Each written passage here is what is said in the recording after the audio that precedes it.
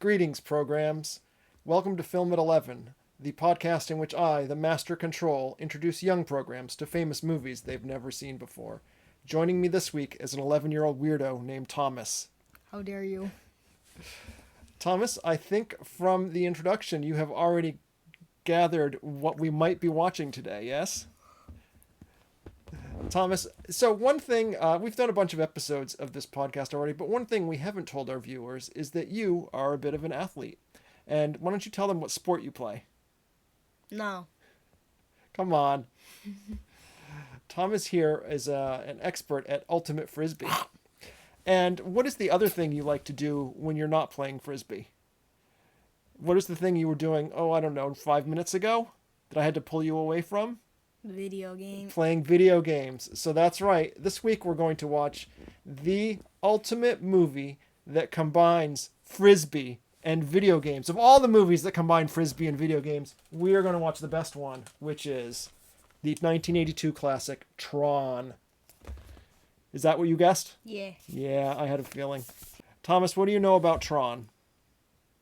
Anything? Blue guys. Blue guys. Okay, cool. Well, we're going to give this a shot and we'll see what you make of it. All right? So prepare yourself, young program, to enter the grid. No.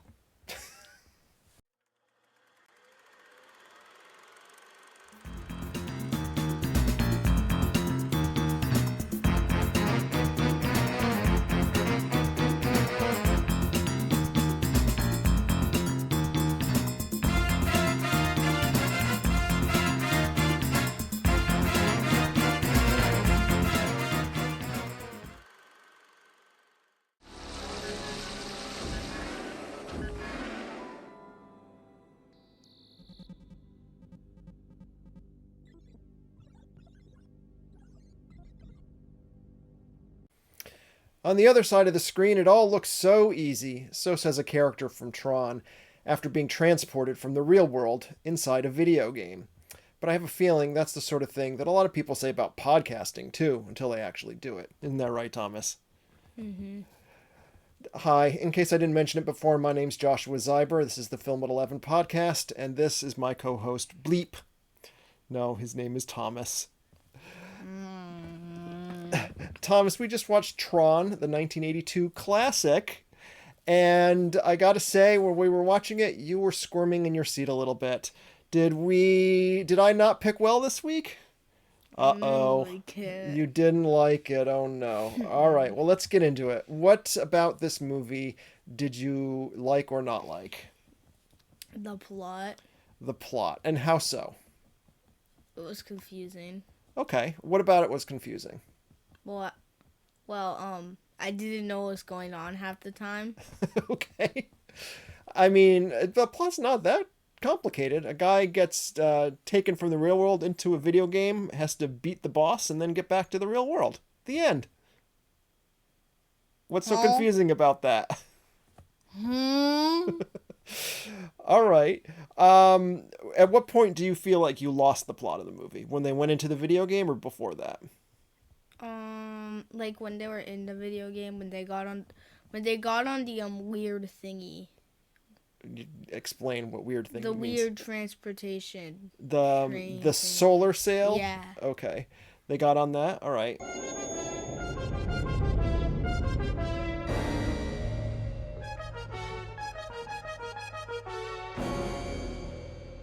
So they were heading for what's called an input-output tower, which is the way... You got that, yeah?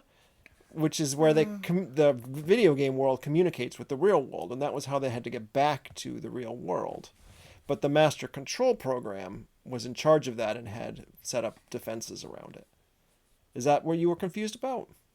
I didn't understand what was happening. You didn't understand what was happening. Okay. Okay, Thomas. Well, let's talk about some more fundamental things about this movie, because this movie was made in 1982, and I did tell you before we started watching, I noted that this movie, despite being about a video game, has very little CGI in it, or at least a moderate amount, because this is made in the very early days of CGI, and so most of the special effects in this movie were either practical effects from the sets and the props and the costumes, or they were traditional animation where things were drawn onto the screen. And the use of real like computer animation was relatively limited in this movie, despite the fact that it takes place inside a video game. Did the look of this movie? How did you feel about that as a modern day 11-year-old viewer who plays real video games? What did you think about the look of this movie? The graphics were kind of mid. The graphics were kind of mid. Well, like I said, they weren't really graphics. They were animation, a lot of them. Okay.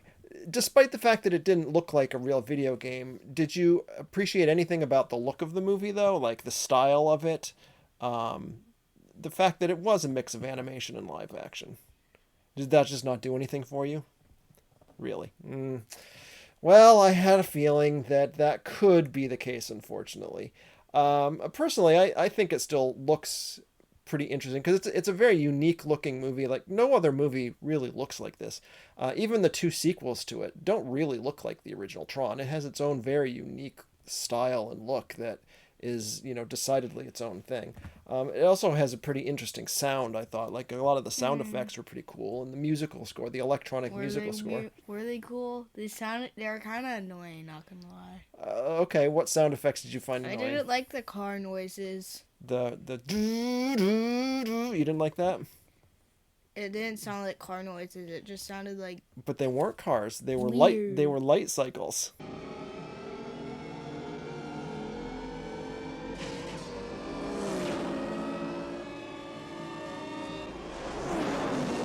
Yeah, I didn't like those sounds. Oh man. Okay. So, did you not like the light cycle races at all? I mean, they were okay. They were okay. They weren't the highlight of the movie for you? Oh man. Man, I think we didn't do too well with this one, unfortunately. And what about the frisbee aspect of it? Did that, as a frisbee player, did that not do anything for you? Underused. No, it didn't. Yeah, there wasn't actually all that much frisbee in the movie. There's actually some highlight in the movie. Got used a little bit more than the frisbee did, but the frisbee is kind of an iconic part of this movie. But still, yeah, I guess they didn't play it like real ultimate frisbee. Is that correct?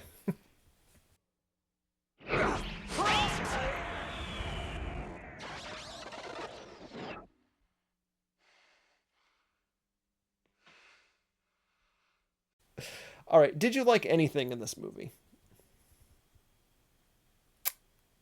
Not really. Not really. Wow. Okay. I mean, it's a movie about video games. Did you not appreciate that aspect of it? About what, like, did you like the idea of real world characters being brought inside a video game? Was that interesting to you? Nah, seen it before. Like, okay, you've seen that before. Well, all right, you've seen that before, but in things that were made after this movie. Like this movie kind of pioneered that idea. So, that didn't impress you at all? Okay. Did you like any of the characters in the movie? Most of them were kind of bland. Okay. I like the Master AI guy. The Master Control, the Yeah. evil the evil spinning top. Mm-hmm. That was your favorite character? In moments, you will no longer seek communication with each other or your superfluous users. You will each be part of me, and together we will be complete. Okay. What about Flynn, the human who got pulled into the video game?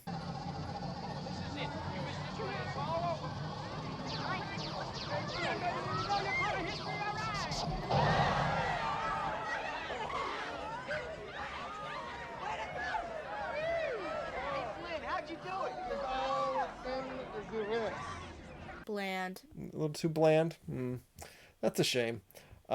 He's a very interesting actor named Jeff Bridges, who you will see in other movies later that you will appreciate a lot more. Yeah. I mean, maybe this isn't his best performance, but I think you'll find that he's a really cool actor when you see other stuff that he's in. I guess. So, what about actual Tron himself? Boring. Boring. Yeah. I'm not going to disagree with you on that. I think that the character of Tron wasn't really utilized all that well in the movie, or all that much really. And you had asked me before we started filming here, like, which one of them was actually the main character of the movie, right? Because the movie's called Tron, but really Flynn is the main character, yeah. Yeah. And, Why isn't the movie called Flynn? well, that's not as good a title. Tron sounded cooler. Flynn. Tron sounded more like a video game thing. The 1982 Yeah. movie. Flynn. Hit movie. Flynn. Yes. Well, so here's the thing, Thomas. This movie wasn't actually much of a hit in its day. I think at the time it was too weird for audiences who didn't. Would you stop doing that, please? Speaking of weird, it was too weird for audiences who didn't really understand it. But nonetheless, it became sort of a cult hit. Would you please stop doing that? Me. Really, you need to stop doing that. Fine. Okay. Nonetheless, it became sort of a cult hit, and it grew fans who watched it on home video a lot and grew up with it. And enough so that they made a sequel many years later, which also didn't make a lot of money. But the same thing happened with it. A lot of people came to watch it afterwards and like it after it was in theaters. And now they've made a third movie, which just came out recently, which is, you probably saw some ads for that one. Yeah. The third movie. And it's a big old flop. Like, nobody went to see the movie in the theater. Whether that one will prove to have more of an audience on video and whatnot, we have to see. But yeah, this franchise has had 3 movies so far, and none of them have been successful. But they keep making them.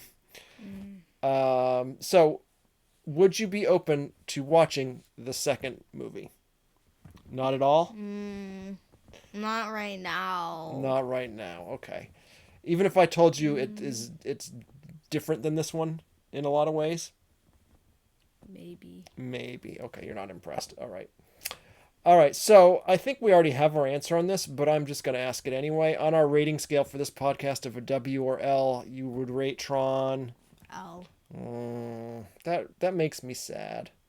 That makes me very sad. But I mean, I guess I'm not terribly surprised. But yeah, I was hoping that you would dig this a little more than you did. But I guess you can't win them all. All right. So, Thomas, did you have anything else that you wanted to say about this movie? Why was there Pac-Man? Pac-Man makes a brief cameo in the movie. Because they thought that was funny. I don't know. That's about all. Pac-Man. Yes. All right. Well, if that's all you got, I guess we will wrap it up there. If you enjoyed this content, please like, share, and subscribe. And for a grown-up take on movies, visit videophileblog.com. Like and subscribe, guys. And I think the most appropriate way to wrap this up is to simply say, end of line.